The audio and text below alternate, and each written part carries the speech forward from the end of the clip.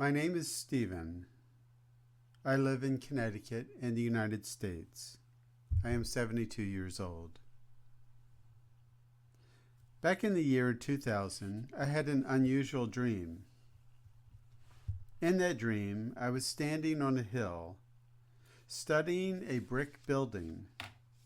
I was carefully studying all the architectural features of that building. I remember in the dream, I was memorizing the features of that building. I knew in the dream that the date was September 1939, and the German army was poised on the outskirts of the city of Warsaw and was planning to invade the city, Warsaw, Poland. The building I was staring at was my high school, and I knew that the teachers and students were in a total state of panic. I was memorizing the building for a specific reason. I did not know if I would ever see it again. While I was standing on the hillside, I noticed my teacher, an elderly Roman Catholic nun, wearing black robes, was walking up the hill towards me. When she reached me, she dug into the deep pockets of her robe and pulled out two objects: her rosary beads and a frayed white prayer book, which she handed to me along with the rosary beads. And then I awoke from the dream. For a while I laid in bed, pondering the dream. There was one part about the dream that was odd. There were no distortions, and it felt more like a memory than a normal dream. At that time, I was a graduate student at Loyola College in Maryland, and I was scheduled to meet with another Loyola College student who asked me to teach her how to meditate. I was a longtime meditator. We met in the college chapel at 2 p.m. As I sat in the chapel, waiting for her to show up, my mind kept going back to the dream, trying to figure out what was it about the dream that made it feel so urgent. When the meditation student arrived, I mentioned that I had an odd dream last night. I dreamt that I was in Warsaw, Poland. She looked at me with surprise and stated that she also had a dream last night, that she was in Warsaw, Poland. She said it was September 1939. The German army was approaching the outskirts of the city, and the school that she taught in was in a panic.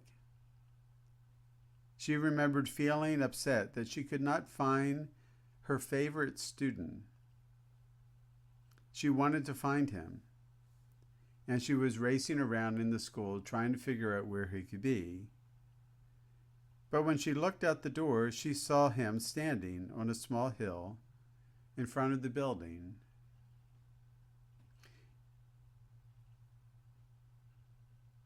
Even though in the dream she was quite elderly, she remembered walking up the hill and reaching into her nun's robe and pulling out the rosary beads that had been given to her when she was ordained as a nun.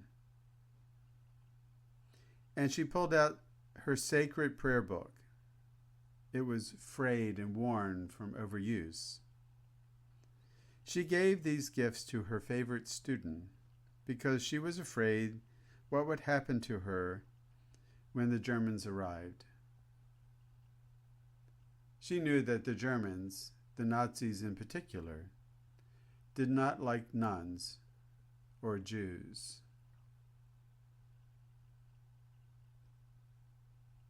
After she told me her dream, I felt astonished.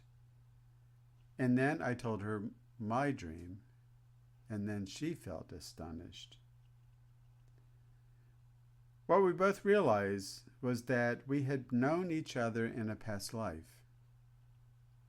This was shocking to me. I was raised Baptist, and in high school eventually became a Quaker. I never had any interest in reincarnation, no interest in past lives.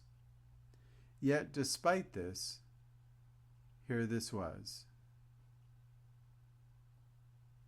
Now, I had been meditating daily starting on March 15th, 1973. I was diligent in my practice. I had read Buddhist texts, and I had read about Buddhist past lives.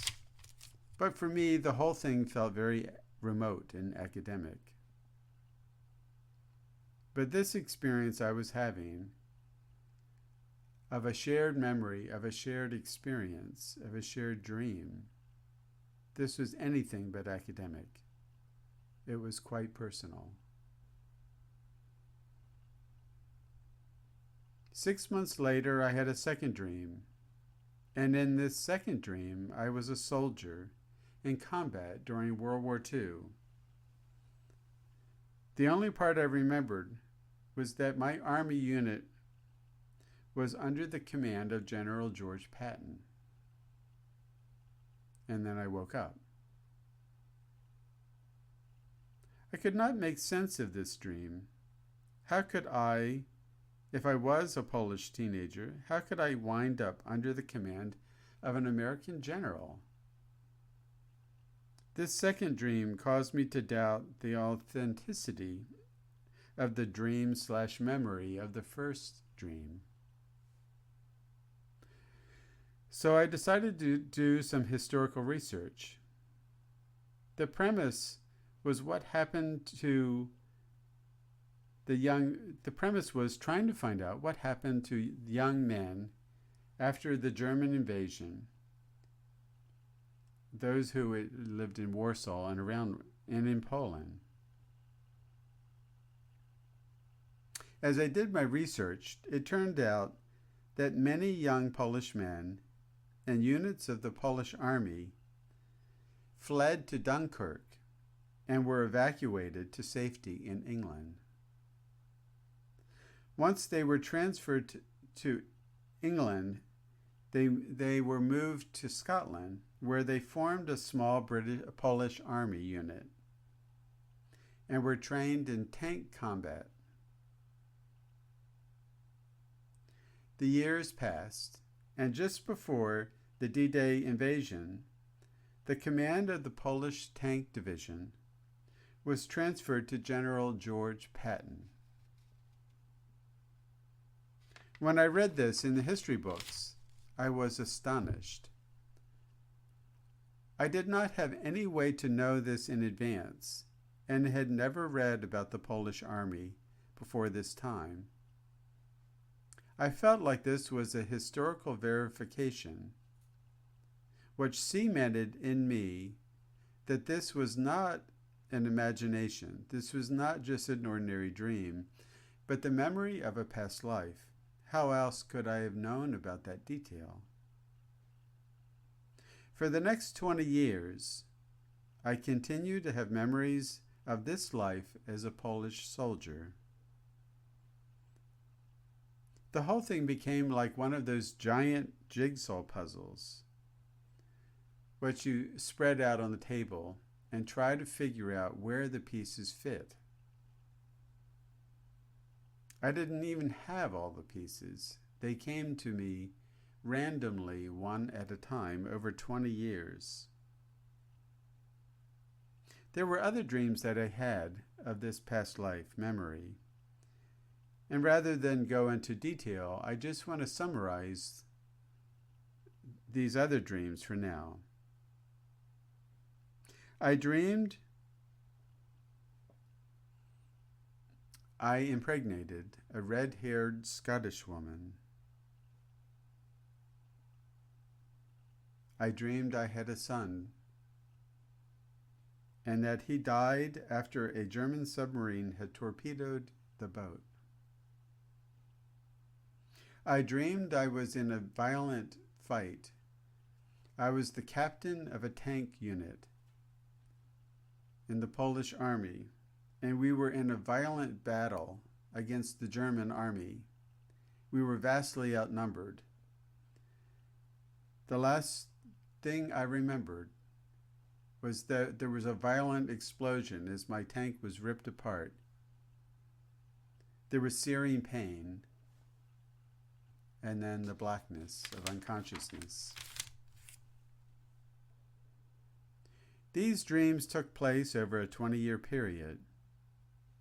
At first, I was skeptical that these were past life memories. But over time, I gave up resisting these dreams and went along with what was happening.